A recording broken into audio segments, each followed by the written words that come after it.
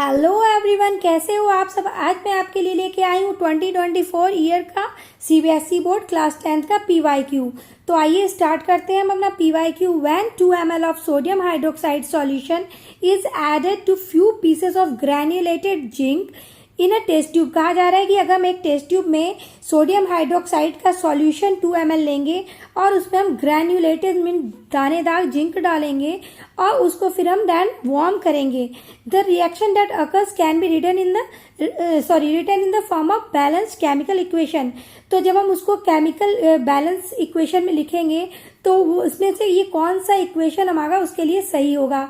तो हमें ये क्वेश्चन में ये लिख कर कि इसको आप बैलेंस करके बताइए कि बैलेंसिंग में कौन सही होगा। ये हमारे लिए बहुत आसान क्वेश्चन बन गया है। जैसा कि आप देख रहे हो यहाँ हमें दिया हुआ है सोडियम हाइड्रोक्साइड प्लस जिंक। ठीक है, इसमें कोई एटम नहीं, सारे सिंगल एटम है, किसी में भी कोई नंबर नहीं लिखे हुए हैं। लेकिन यहाँ आप देख सकते हो यहाँ ऑक्सीजन के 2 एटम दिए गए हैं, यहाँ हाइड्रोजन के भी 2 एटम दिए गए हैं, जबकि हमारे यहाँ सिंगल फॉर्म में रिएक्शन में दिए गए हैं और रिएक्टेंट में 2 ऑक्सीजन और 2 हाइड्रोजन दिए गए हैं।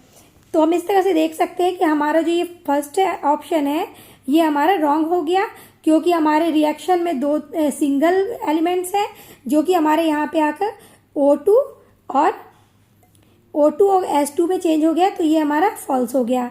अब नेक्स्ट हम देख रहे हैं 2NaOH, जिसमें क्या है हमारा सोडियम के भी 2 एटम है और ऑक्सीजन के 2 और हाइड्रोजन के भी 2 एटम है। और हम जब बैलेंस करने जा रहे हैं तो हमारे रिएक्टेंट भी जो है उसमें भी सोडियम भी 2 एटम है, जिंक सिंगल है क्योंकि यहाँ जिंक हमारा बाद में सिंगल में दिया हुआ है, ऑक्सीजन के भी 2 एटम है और यहाँ हमारा हाइड्रोजन जो प्लस में आया है वो भी हमारा 2 एटम्स के साथ है। इट मीन्स हमारा जो ये सेकेंड नंबर है ये हमारा second number equation full balance किया गया है। तो ये हमारा जो सेकेंड नंबर है इट मीन्स हमारा ये सेकेंड ऑप्शन सही होगा। ठीक है, तो फिर हमें ये नेक्स्ट वाले भी अगर हम देख लेते हैं तो यहाँ भी हमारा 2NaOH दिया हुआ है, जबकि हमारा सोडियम यहाँ अकेला है। यहाँ भी हमारा 2NaOH दिया हुआ है, यहाँ Na चलिए इसमें 2 एटम है। अब ऑक्सीजन के 2 एटम देखते हैं तो यहाँ ऑक्सीजन 2 और यहाँ 1, ये ऑक्सीजन 3 एटम हो गया, तो ये भी हमारा फॉल्स हो गया।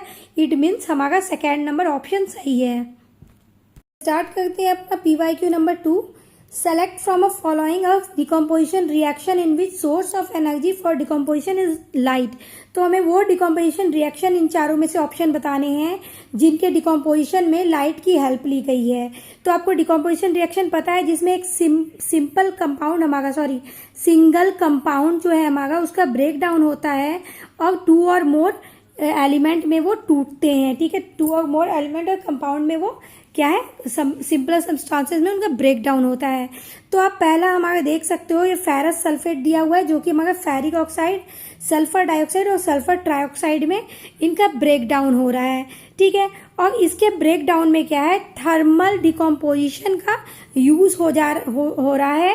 तो थर्मल डिकम्पोजिशन वो डिकम्पोजिशन होता है जिसमें हीट के थ्रू, आपने चैप्टर 1 में पढ़ा हुआ होगा कि जिसमें हीट के थ्रू जो डिकम्पोजिशन होता है उसको हम थर्मल डिकम्पोजिशन कहते हैं।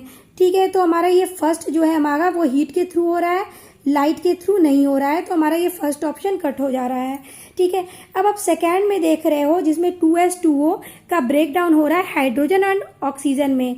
इसमें क्या है इलेक्ट्रोलाइटिक हो रहा है, इलेक्ट्रोलाइटिक डिकम्पोजिशन हो रहा है।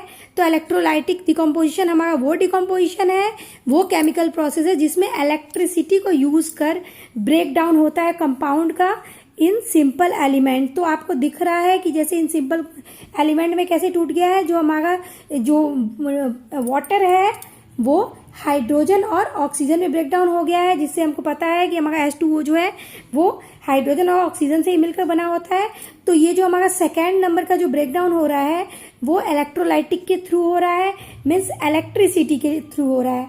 अब आपने फर्स्ट चैप्टर में पढ़ा हुआ होगा केमिकल इक्वेशन एंड रिएक्शन में कि हमारा जो ये सिल्वर ब्रोमाइड है ये हमारा सिल्वर और ब्रोमीन में टूट गया है। ठीक है, तो ये जो हमारा सिल्वर ब्रोमीन का जो टूटना है सिल्वर में और ब्रोमीन में वो जस्ट बिकॉज वो लाइट की वजह से ही होता है। ठीक है, इसमें फोटोन्स के कारण ही ये इनका डिकम्पोजिशन होता है।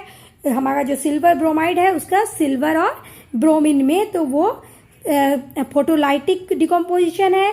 और इस डिकम्पोजिशन में ही क्या है आपका जो हमारा जो AgBr है मीन सिल्वर ब्रोमाइन है, वो सिल्वर और ब्रोमीन में डिकम्पोज हो जाता है, जिसके कारण पुराने समय में जो आपका ब्लैक एंड वाइट आप फोटोज देखते थे वो just because of this decomposition के ही होता था, जिसमें वाइट पार्टिकल जो है सिल्वर के वो ग्रे में चेंज हो जाते थे। तो हमारा ये जो थर्ड नंबर रिएक्शन है वो किसके थ्रू हो रहा है, वो हमारा लाइट के थ्रू हो रहा है, ठीक है। और ये फोटोलाइटिक भी इसको डिकम्पोजिशन कहते हैं। तो हमारा ये थर्ड ऑप्शन सही है। और अब जो हमारा डी ऑप्शन है इसकी भी हम बात कर लेते हैं। जो हमारा कैल्शियम कार्बोनेट है इसमें भी क्या है, थर्मल डिकम्पोजिशन हो रहा है, ठीक है। थर्मल डिकम्पोजिशन इसमें भी आपको देखने को मिलेंगे, ठीक है, जो कि हमारा हीट के थ्रू हो रहा है। तो हमारा ये सी नंबर ऑप्शन सही है और हम इसके साथ जाएंगे, ठीक है। अगर आपको मेरी वीडियो इन्फॉर्मेटिव लगी हो तो please share and subscribe my channel. और हमारा इस जो सेकंड नंबर जो PYQ का आंसर है वो हमारा AgBr है मीन सिल्वर ब्रोमाइन है, ठीक है।